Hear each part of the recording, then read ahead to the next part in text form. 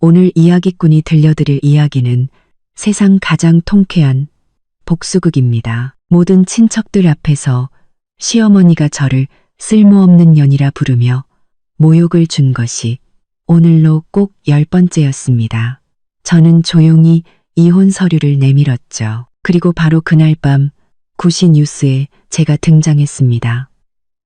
수조 원대 재벌 그룹의 유일한 상속자로 말입니다. 그 순간 평생 저를 무시하던 시댁은 모든 것을 잃었습니다.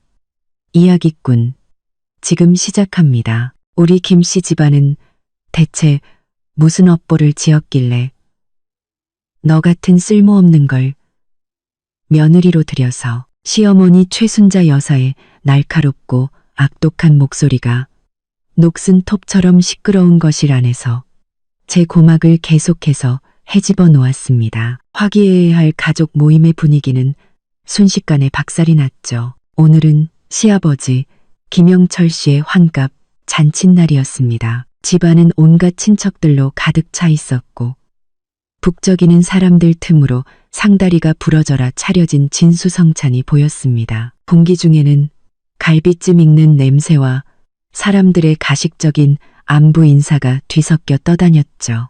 그리고 저 박서윤, 김씨 집안의 며느리인 저는 당연하게도 이 잔치에서 가장 눈에 띄지 않으면서도 가장 쉽게 가십거리나 화풀이 대상으로 전락하는 역할이었습니다. 벌써 10번째였습니다.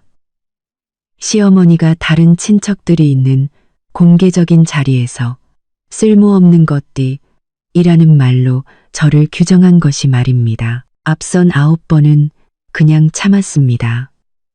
첫 번째는 결혼하고 석 달쯤 지났을 때 국에 소금을 너무 많이 넣었다는 이유였죠. 집에 오신 이모 할머니 앞에서 반찬 하나 제대로 못하는 쓸모없는 년이라고 욕을 했습니다.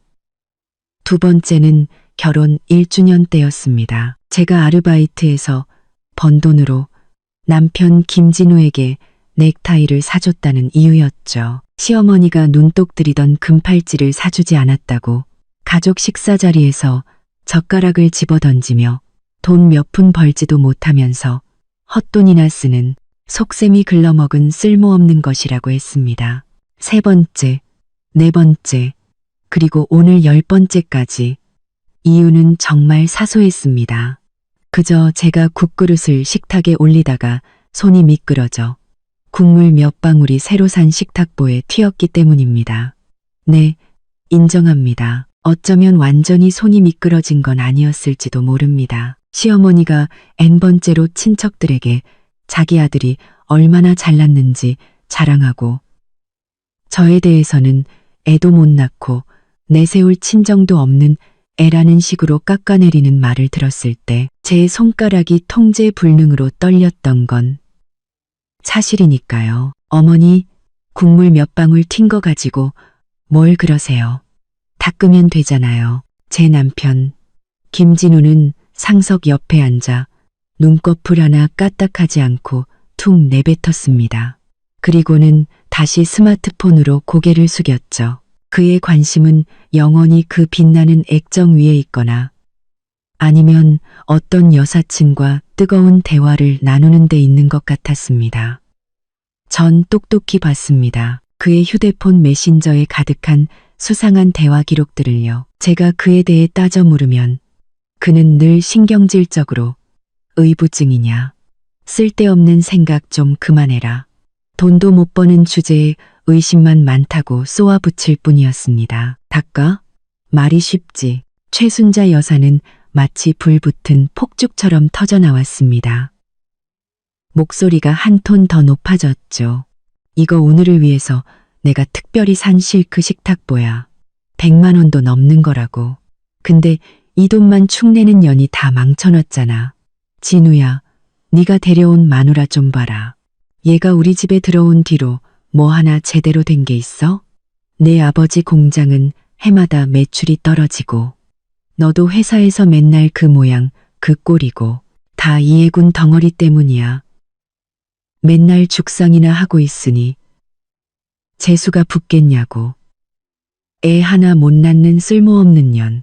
친척들의 시선이 일제히 제게로 쏠렸습니다. 동정하는 눈빛, 구경하는 눈빛, 심지어는 늘 강자에게 빌붙고 약자를 짓밟기 좋아하는 둘째 숙모처럼 입가에 희미한 비웃음을 걸고 있는 사람도 있었습니다. 얼굴이 불타는 것처럼 화끈거렸습니다. 부끄러워서가 아니었습니다. 오랫동안 억눌러왔던 분노가 제가 스스로 설정해둔 마지막 방어선을 뚫고 터져 나오려 하고 있었습니다. 3년. 제가 김씨 집안에 시집 온 지 3년이었습니다. 지난 3년간 저는 돈 한 푼 받지 않는 파출부처럼 이 대가족의 식사와 살림을 도맡아 했습니다. 시어머니는 까다로웠고 시아버지는 냉담했습니다. 남편 김진우는 결혼 전저를 쫓아다닐 땐 온갖 가머니설로 저를 위하는 척하더니 결혼 후에는 본색을 드러냈습니다. 비겁하고 이기적인 남자로 제 헌신을 당연하게 여기면서도 고부 갈등 속에서 단 한 번도 제 편을 들어주지 않았습니다. 심지어 제가 그의 외도 정황을 발견했을 때조차 오히려 제가 상냥하지 않고 배려심이 없다며 책임을 떠넘겼죠. 내가 대체 뭘 보고 처음엔 정말 눈이 멀었었나 봅니다. 그의 번지르르한 말과 그저 평범한 중산층 수준인 집안 배경에 속아서 말입니다. 저 박서윤도 한때는 부모님의 손안에서 보석처럼 자란 귀한 딸이었습니다. 저만의 꿈과 자부심이 있었죠. 하지만 이 결혼을 위해 저는 유학의 기회를 포기했고 진심으로 저를 아껴주던 친구들과도 멀어졌습니다.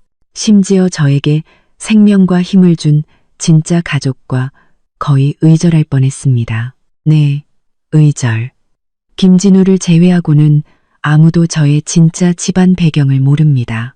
모두들 제가 부모도 없고 아무 배경도 없는 고아인 줄 알죠. 그건 제가 오래전 가족과 크게 다툰 후 가문의 도움 없이도 잘 살 수 있다는 걸 증명하고 싶다는 오기 때문이었습니다. 그래서 제 신분을 숨기고 평범한 삶을 선택했던 겁니다. 사실 김씨 집안은 우리 가문의 계열사 중 하나에 납품하는 아주 보잘것없는 작은 협력업체에 불과합니다. 김영철 씨가 운영하는 그 망해가는 공장은 우리 가문이 손가락 사이로 흘려주는 작은 일감 덕에 겨우 연명하고 있을 뿐이죠. 이 비밀을 저는 3년간 지켰습니다. 처음엔 생각했습니다. 김진우가 나에게 잘해주고 진심으로 사랑만 해준다면 이런 허울 좋은 배경 따위는 상관없다고요. 하지만 현실은 제 뺨을 사정없이 후려쳤습니다. 그들은 그럴 자격이 없었습니다. 저의 진짜 신분을 알 자격도 저희 가문의 아주 작은 도움이라도 받을 자격조차도 없었습니다. 쓸모없는 것. 최순자 여사는 여전히 쉬지 않고 떠들어댔습니다. 침이 제 얼굴에 튈 것만 같았죠. 우리 진우가 마음이 착해서 너 같은 걸 걷어주지 않았으면 지금쯤 어느 길바닥에서 쓰레기나 줍고 있었을 년이야. 우리 집밥 처먹고 우리 집 물 마시면서 하는 거라곤 하나도 없는 게 그게 쓸모없는 게 아니고 뭐냐고. 안 그래요, 다들. 그녀는 심지어 친척들의 동의를 구하려고 했습니다.